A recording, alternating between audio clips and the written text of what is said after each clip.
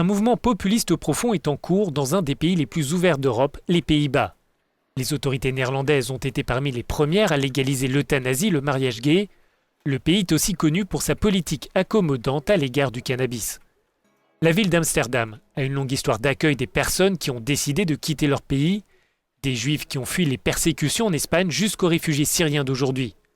Les Pays-Bas, présentés comme l'une des nations les plus tolérantes d'Europe, sont en train de changer. Ce revirement est dû en particulier à cet homme.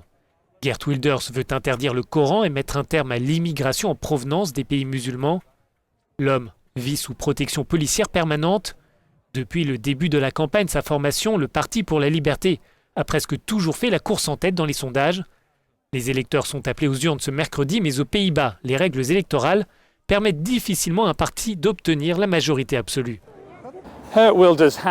D'une certaine façon, Geert Wilders a suivi les pas de Pim Fortuyn, qui s'était distingué après le 11 septembre.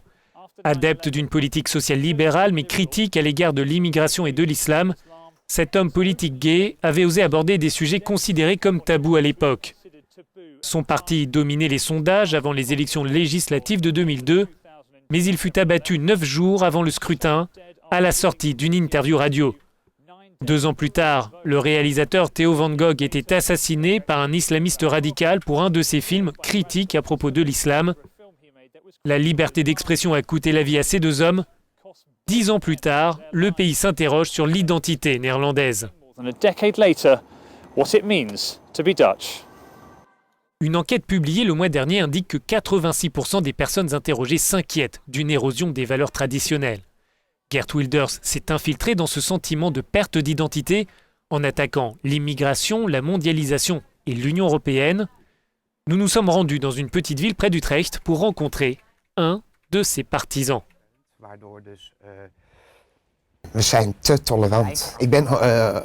Nous sommes trop tolérants. Je suis ouvertement gay. Par le passé, j'ai subi des violences. J'ai été harcelé, insultes, intimidations, menaces, uniquement parce que je suis gay.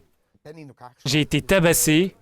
11, 12 jeunes du Maroc, de Turquie et de Somalie m'ont tabassé dans un parking. J'ai fait une déposition et 2 témoignages, mais sans résultat.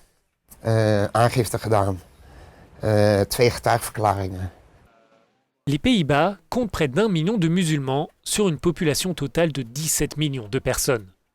Ces Néerlandais de confession musulmane sont principalement d'origine marocaine ou turque, des enfants de ces travailleurs qui ont rejoint le pays lors du boom économique d'après-guerre. Dans ce quartier nord d'Amsterdam, il y a peu de partisans de Geert Wilders et de sa rhétorique anti-immigration. Les Turcs ne l'aiment pas, mais pas seulement les Turcs, les Espagnols, les Marocains et bien d'autres. S'ils viennent ici, et si je dis Wilders, ils sont prêts à le tuer parce qu'il dit tellement de conneries à propos de l'islam, mais pas seulement à propos de l'islam, mais aussi à propos de nombreuses autres croyances.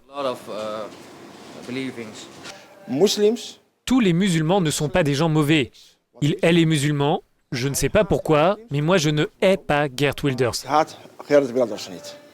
L'immigration d'après-guerre a coïncidé avec une désertion des églises aux Pays-Bas. Seuls 10% de la population se rend désormais toutes les semaines dans un lieu de culte. Dans les années 60, la moitié de la population néerlandaise se rendait une fois par semaine aux offices religieux. Selon les experts, la religion, ou plutôt sa désaffection, a un impact sur le paysage politique du pays. Cela a créé un espace pour le PVV, le Parti pour la liberté de Geert Wilders. Il n'est pas possible de comprendre le succès de ce parti sans l'idée d'individualisation. La société néerlandaise était structurée en piliers par le passé, ce qui signifie qu'il y avait des groupes sociopolitiques et les gens votaient généralement pour le parti correspondant à ce groupe. Avant, la religion était bien sûr très importante.